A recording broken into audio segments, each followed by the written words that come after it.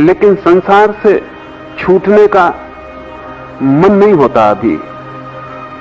और आप कहते हैं कि संसार दुख है, ये भी समझ में आता है, लेकिन फिर भी अभी संसार में रस है।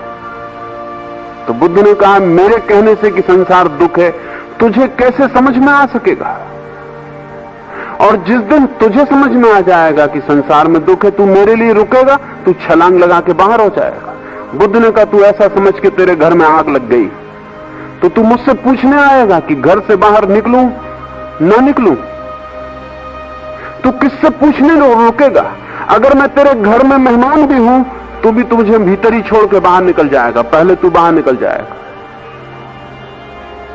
लेकिन तुझे खुद ही अनुभव होना चाहिए कि घर में आग लगी। तुझे तो लग रहा हो कि घर के चारों तरफ फूल खिले और आनंद की वर्षा हो रही, और मैं तुझसे कह रहा हूं कि तेरे घर में आग लगी। तो तू मुझसे कहता आपकी बात समझ में आती, क्योंकि तेरी इतनी हिम्मत भी नहीं है कहने की कि आपकी बात मुझे समझ में नहीं आती। तेरा ये भी साहस नहीं है कहने का कि तुम झूठ बोल रहे हो, ये घर तो बड़े आनंद से भरा है, आग कहां लगी? तू बिल्कुल कमजोर है। तो तू कहता है कि बात समझ में आती है कि घर में आग लगी, फिर भी छोड़ने का मन नहीं होता। ये दोनों बातें विरोधी हैं। अगर घर में आग लगी है तो छोड़ने का मन होगा ही। छोड़ने का मन कहना भी ठीक नहीं है। घर में आग लगी हो तो आपको पता भी नहीं चलता कि आग लगी। जब आप घर के बाहर हो जाते हैं, ठीक से सांस लेते हैं, तब पता चलता है कि घर में आग लगी। घर में आग लगी है ये सोचने के लिए भी समय नहीं गंवाते, भाग के पहले बाहर हो जाते। जिस दिन आपकी शंका, संदेह, अनास्था आपके लिए अग्नि की लपटें बन जाएगी, उसी दिन आप प्रार्थना की तरफ दौड़ेंगे, उसके पहले नहीं। इसलिए मैं आपसे कहता हूं, किसी की सुन के प्रार्थना के रास्ते पर मत चले जाना। किसी की मान के कि संसार दुख है, परमात्मा को मत खोजने लगना। अपनी ही मानना, क्योंकि आपके अतिरिक्त आप जब भी किसी और की मान लेंगे आप झूठे हो जाएंगे। तो अच्छा है, बुरा कुछ भी नहीं है। आपकी अश्रद्धा भी आपके जीवन में निखार लाएगी। आपकी नास्तिकता भी आपको तैयार करेगी आस्तिकता के लिए। आपका संदेह भी आपको छांटेगा, काटेगा, तरासेगा, और आप योग बनेंगे कि परमात्मा के मंदिर में प्रवेश कर सकें। मेरी दृष्टि में परमात्मा के विपरीत कुछ भी नहीं है, हो भी नहीं सकता। इसलिए अगर कोई कहता है कि नास्तिक परमात्मा के विरोध में है तो वो नासमझ, उसे आस्तिकता की कोई खबर नहीं। नास्तिक भी तैयारी कर रहा है आस्तिक होने की। वो भी कह रहा है कि नहीं है परमात्मा, उसके भीतर भी खोज शुरू हो गई। नहीं तो क्या प्रयोजन है ये कहने से भी कि परमात्मा नहीं? क्या प्रयोजन है सोचने से कि वो है या नहीं? क्या जरूरत है कि अश्रद्धा करके हम अपनी शक्ति नष्ट करें? वो जो अश्रद्धा कर रहा है वो असल में श्रद्धा की तलाश में है। वो चाहता है कि हो, लेकिन उसे मालूम नहीं पड़ता कि है, इसलिए इंकार करता है। और इंकार करता है तो पीड़ा अनुभव करता है। इंकार पूरा होने दें, ये धार तलवार की गहरे उतर जाए और हृदय को काट डाले पूरा। आप प्रार्थना के रास्ते पर आ जाएंगे। प्रार्थना के रास्ते पर आना स्वाभाविक हो जाता है। और जल्दी मत करें, बिना अनुभव के कहीं से भी निकल जाना खतरनाक है। बिना अनुभव के कहीं से भी भाग जाना खतरा है, क्योंकि जहां से भी आप बिना अनुभव के भाग जाते हैं वो जगह आपका पीछा करेगी और आपके मन में रस तो बना ही रहेगा और आपके मन की दौड़ तो उसी तरफ होती ही रहेगी। आप भाग सकते हैं कहीं से भी, लेकिन जिससे आप बिना अनुभव के भाग रहे हैं वो आपका पीछा करेगा, वो छाया की तरह आपके साथ होगा। तो मेरी दृष्टि भागने की नहीं है। मेरी दृष्टि तो किसी चीज के अनुभव की परिपक्वता में उतर जाने की है। जब पका हुआ पत्ता वृक्ष से गिरता है तो उसका सौंदर्य अनूठा है। न तो वृक्ष को पता चलता कि पत्ता कब गिर गया, न वृक्ष में कोई घाव होता पत्ता के गिरने से, न कोई पीड़ा होती, न पत्ते को पता चलता कि मैंने वृक्ष को कब छोड़ दिया। हवा का एक हल्का सा झोंका काफी हो जाता है। लेकिन कच्चे पत्ते को तोड़ना, वृक्ष में भी घाव छूटता है और कच्चे पत्ते की भी नसें नसें तन जाती है। कच्चे पत्ते का टूटना दुर्घटना है, पके पत्ते का गिरना एक सुखद, शांत, नैसर्गिक बात है। आप जहां से भी हटें, पक्के पत्ते होकर हटना, कच्चे पत्ते की तरह मत टूट जाना, नहीं तो घाव रह जाएंगे और पके पत्ते का जो सौंदर्य है उससे आप वंचित रह जाएंगे। डरे मत, अभी संदेह है तो संदेह को पकने दें और किसी की मत सुनना, क्योंकि चारों तरफ सुनाने वाले लोग बहुत हैं, चारों तरफ आपको सुधारने वाले लोग बहुत हैं, उनसे सावधान रहना। चारों तरफ आपको बनाने वाले लोग बहुत हैं, उनसे जरा बचना। अपनी जीवन धारा को मौका देना कि वो स्वभावता जो भी चाहती है उसके पूरे अनुभव से गुजर जाए, नहीं तो बड़ा उपद्रव होता है। पूरे इतिहास में ये उपद्रव हुआ है। हमारी तकलीफ क्या है? जिस मित्र ने पूछा है, संदेह मन में होगा, प्रार्थना का लोभ भी नहीं छूटता, क्योंकि हमने देखा है उन लोगों को जो प्रार्थना में आनंदित है। तकलीफ कहां खड़ी होती है? मीरा नाच रही है, आपको लगता है कि काश मैं भी ऐसा नाच सकता। ये नाच संक्रामक है, ये आपके हृदय में भी पुलक जगाता है, प्रलोभन पैदा करता है। ये मीरा की मुस्कुराहट, ये उसकी आंखों की ज्योति, ये उसके चेहरे से बरसती हुई अमृत की धारा, ये आपको भी लगती है मेरे जीवन में भी हो। लेकिन मीरा कहती है कि मैं कृष्ण को देख के नाच रही हूं। भीतर संदेह खड़ा हो जाता है, कृष्ण आपको कहीं दिखाई नहीं पड़ते। मीरा पागल मालूम पड़ती है, कृष्ण पर भरोसा करना मुश्किल है। मीरा जिसके लिए नाच रही है उस पर भरोसा करना मुश्किल है, और मीरा के नाच से बचना भी मुश्किल है। इससे तकलीफ खड़ी होती है। लगता है काश हम भी ऐसा नाच सकते हैं, लेकिन जिस कारण मीरा नाच रही है उसके लिए तर्कयुक्त प्रमाण नहीं मिलते।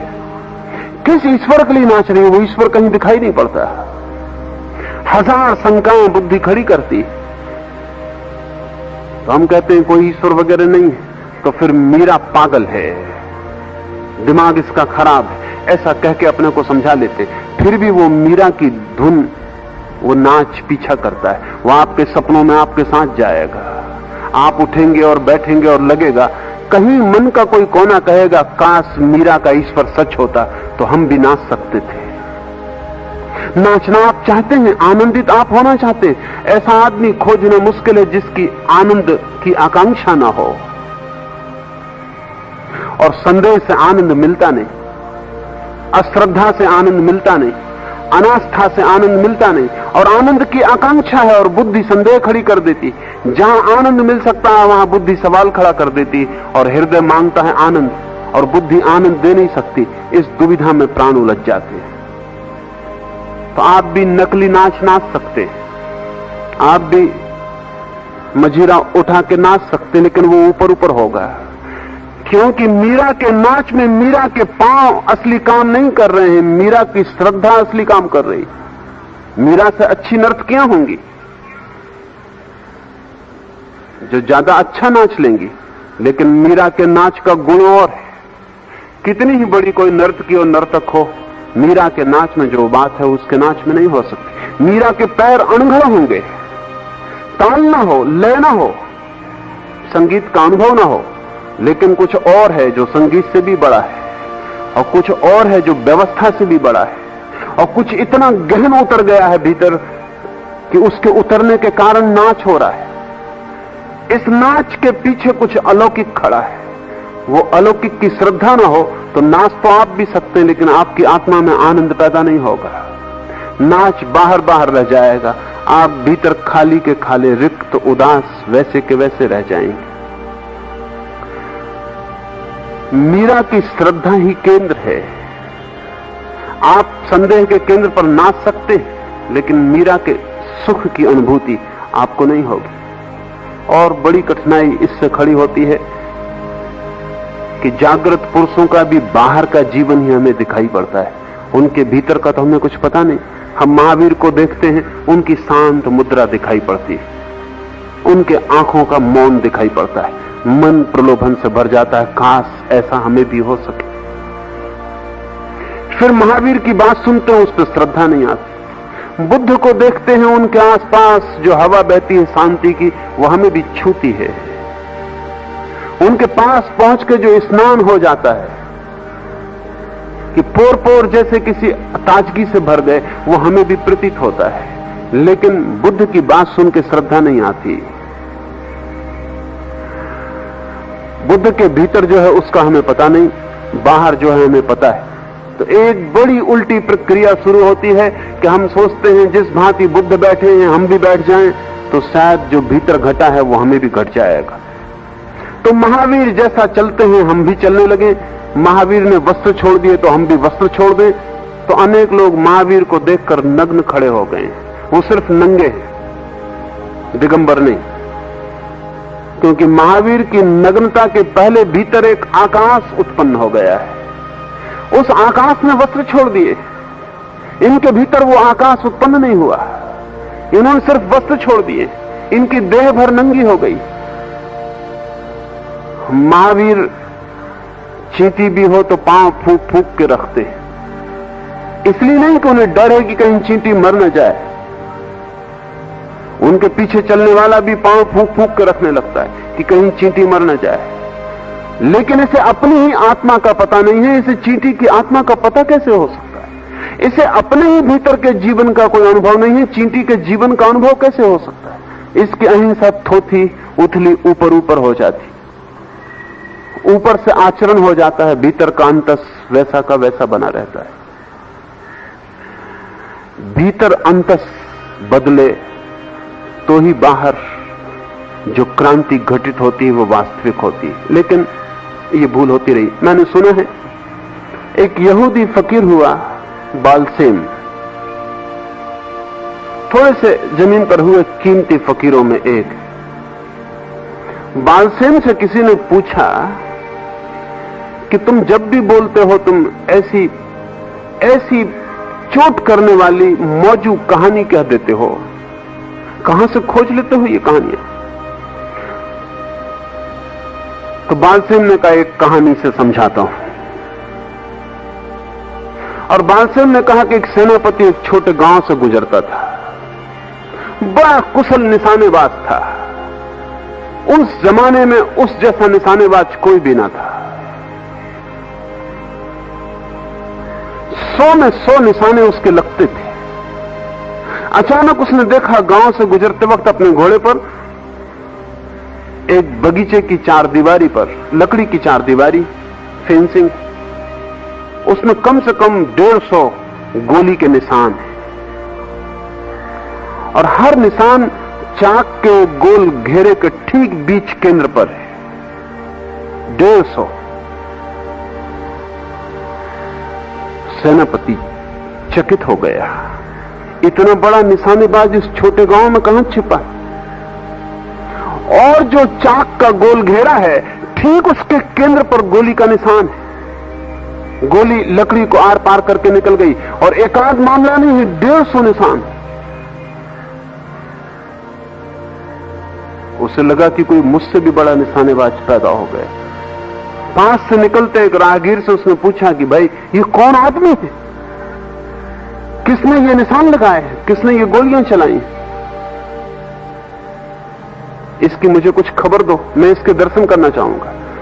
उस ग्रामीण ने कहा कि ज्यादा चिंता मत करो, गांव का जो चमार है उसका लड़का, जरा दिमाग उसका खराब है, नट बोल्ट थोड़े ढीले।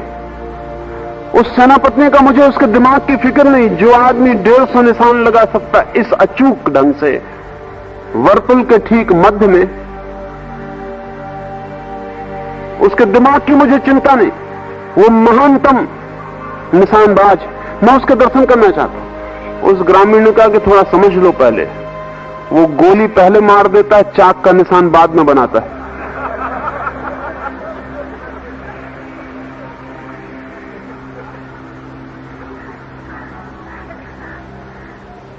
करीब करीब धर्म के इतिहास में ऐसा हुआ है। हम सब गोली पहले मार रहे, चाक का निशान बाद में बना रहे। लेकिन राहगीर को तो यही दिखाई पड़ेगा कि गजब हो गया, जिसे पता नहीं उसे तो दिखाई पड़ेगा कि गजब हो गया। जिंदगी बाहर से भीतर की तरफ उल्टी नहीं चलती। जिंदगी की धारा भीतर से बाहर की तरफ है, वही सम्यक धारा है। गंगोत्री भीतर है, गंगा बहती है सागर की तरफ। हम सागर से गंगोत्री की तरफ बहाने की कोशिश में लगे रहते हैं। अगर आपके भीतर संदेह तो घबराएं मत, संदेह की गंगा को सागर तक पहुंचने दें और रुकावट मत डालें। आज नहीं कल आप पाएंगे कि संदेह ही आपको समर्पण तक ले आया। इससे उल्टा कभी भी नहीं हुआ है। सभी संदेह करने वाले, सम्यक संदेह करने वाले, राइट डाउट करने वाले लोग समर्पण पर पहुंच गए हैं। अश्रद्धा ही श्रद्धा का द्वार बन जाती, मगर पूरी अश्रद्धा, अनास्था, ईमानदार प्रामाणिक अनास्था आस्था की जननी है। थोपे मत, ऊपर ऊपर से थोपे मत, ऊपर की चिंता मत करें, मत पूछें कि मन अनास्था से भरा है तो कैसे प्रार्थना करें। अनास्था से पूरा भर जाने दें। और मैं आपको कहता हूं कि प्रार्थना का बीज आपके भीतर छिपा है। अनास्था को पूरी तरह बढ़ने दें। ये अनास्था ही उस बीज के लिए भूमि बन जाएगी। प्रार्थना का अंकुर आपके भीतर पैदा होगा। नास्तिक होने से मत डरें अगर आस्तिक होना है। और अगर किसी दिन ईश्वर के चरणों में पूरा सिर रख के हां भर देनी है, तो अभी जब तक आपको लगे कि वो नहीं है, तब तक ईमानदारी से इंकार करना, जल्दी हां मत भरना। जल्दी भरी गई हां गर्भपात है, अबार्शन है। उससे जो बच्चा पैदा होता है वो मुर्दा पैदा होता है। अनास्था के गर्भ को कम से कम 9 महीने तक तो चलने दें। और अगर ये गर्भ पूरा हो गया हो तो फिर मुझसे पूछने की जरूरत न रह जाएगी। अगर आप सच में ही ऊब गए हो अपनी अश्रद्धा से, तो आप उसे छोड़ ही देंगे, फेंक ही देंगे। न ऊबे हो तो थोड़ी प्रतीक्षा करें, थोड़ा ऊबे। डर इसलिए नहीं है मुझे कि अश्रद्धा से कभी आनंद मिलता नहीं, इसलिए आप तृप्त नहीं हो सकते। आज नहीं कल आप उसे फेंक ही देंगे। श्रद्धा से ही आनंद मिलता है। और बिना आनंद के कोई व्यक्ति कब तक जीवित रह सकता है। धर्म को पृथ्वी से मिटाया नहीं जा सकता तब तक जब तक कि आदमी आनंद की मांग कर रहा है। जिस दिन आदमी आनंद के बिना जीने को राजी हो जाएगा, उस दिन धर्म को मिटाया जा सकता, उसके पहले नहीं। धर्म परमात्मा की खोज नहीं है, आनंद की खोज है। और जिन्हें आनंद खोजना है उन्हें परमात्मा खोजना पड़ता है। और आनंद की खोज हमारे भीतर का नैसर्गिक स्वर है।